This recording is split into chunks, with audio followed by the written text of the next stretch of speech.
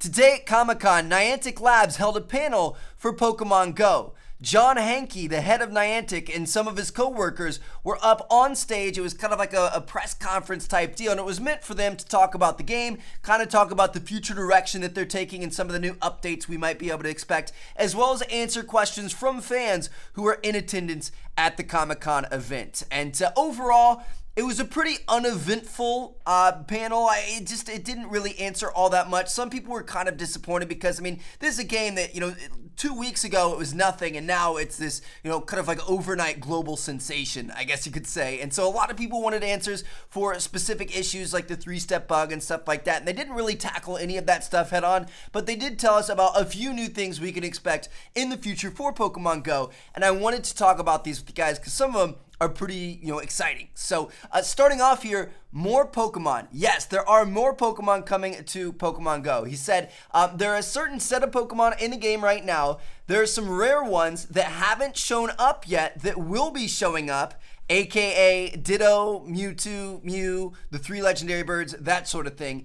And there are some other ones in the universe. It's something we're excited about continuing with in the coming years. So obviously right now we're working with Gen 1 of Pokemon, but they plan on bringing out Gen 2, Gen 3, Gen 4, everything else down the line eventually, and it's going to be something that's going to happen over the course of years. So obviously they have a pretty long life cycle in mind for this game, which is exciting. Next up, they talked about trading, and he said that trading is not currently in Pokemon Go today, but it's something that we're working on bringing to the product. But don't get too excited. We need to make sure we can keep the servers up first. So obviously, this is very good news. There are 2 features I hear people wanting in this game. One is trading. Second one is battling. They haven't mentioned anything about trainers being able to battle each other yet. I'm sure that feature is coming. I'm sure they know about it. I'm sure it's something they want to do. But they did officially announce here that trading is going to be coming to the game. It's kind of at the forefront of their minds. They're definitely working on it. It's just right now they're a little bit tied up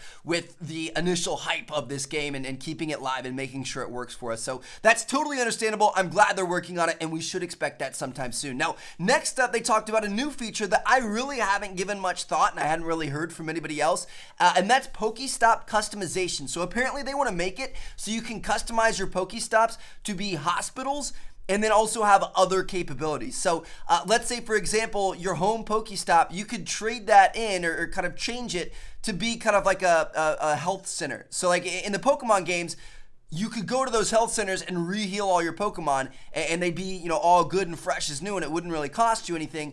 And that'd be nice to have in Pokemon Go. Like, rather than using all of your revives and all of your potions and super potions and that sort of thing that you get from your Pokestops, you could go to the Pokestop that's closest to your house and re-heal your Pokemon there, which I think would be kind of cool, and it'd pay a nice ode to the original game. So we'll have to wait and see what they do with that, but I think it sounds pretty cool.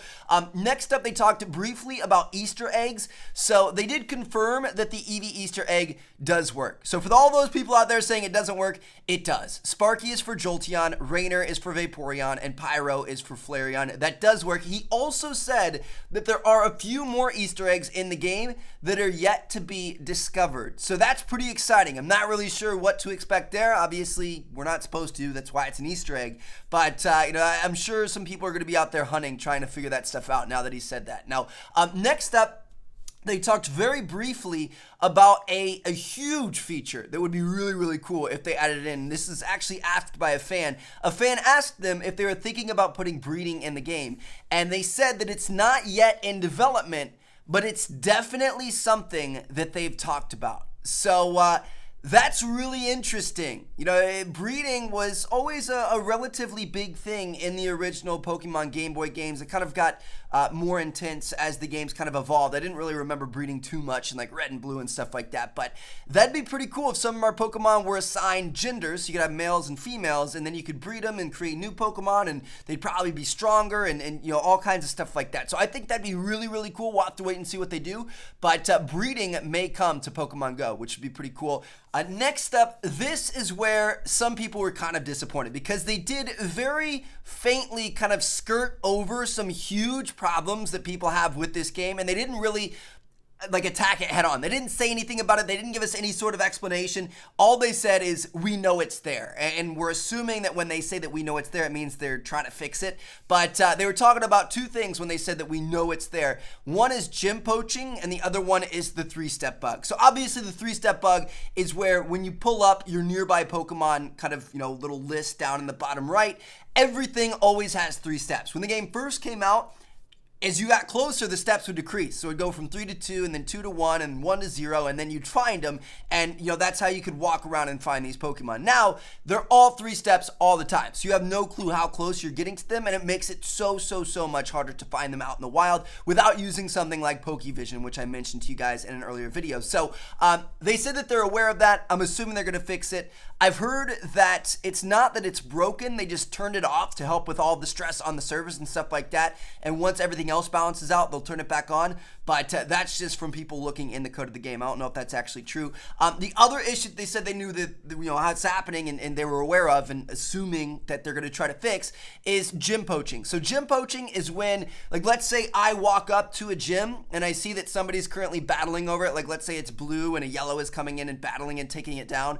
If I'm sitting there as Team Valor, as Team Red, I can just wait until I see that gym go, kind of neutral, I guess, when it goes gray, and I can slide a red Pokemon in there right away before the instant guy who was battling it and took it down can even get his Pokemon in. So obviously that's kind of BS. If you're the one that fights the gym and takes it down, you should be the one that gets to put your Pokemon in. And basically, they're just saying that they're aware that people will do that, and hopefully they'll fix it. So we'll have to wait and see. Now, finally, last but not least, they did make one new announcement, and it's kind of cool, I guess. But, they didn't really give us much information about it. They announced the team leaders for the 3 teams. So the team leader for Valor is called Candela. The team leader for Mystic is called Blanche. And the team leader for Instinct is called Spark. And they said that they'll be in the game soon, and you'll be hearing from them in a variety of ways. And that's pretty much all they said. So we have no clue what this means. We have no clue what these leaders represent or how it's going to change the game or what kind of features that might come with them or what they're going to do.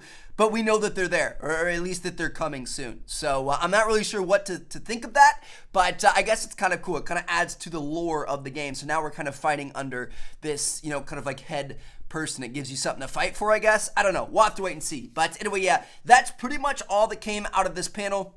And I'm sure you guys understand how people were kind of concerned because they didn't give us much. I understand they're under a lot of stress right now. I understand, I couldn't even imagine trying to keep up with all the DDoSing and all the hacking and all the everything else that's going on when your game becomes the most popular game in the universe overnight. But I just, it'd be nice if they were a little bit more communicative with us. Like their Twitter doesn't tweet anything. They tweet Soldier Boy, what Pokemon has he caught so far? But they don't say, hey guys, sorry our servers are down. We're going to come back up in 3 hours or something like that. Like they don't communicate with their community, which I think is a really, really bad thing. And this panel was kind of further proof of that. So hopefully they get their act together. We'll have to wait and see what happens. But thank you guys so much for watching. I'm going to catch you guys later. Let me know what you guys think about all this Pokemon Go news. Team leaders, what the heck is going on? I'll catch you guys later. Peace out.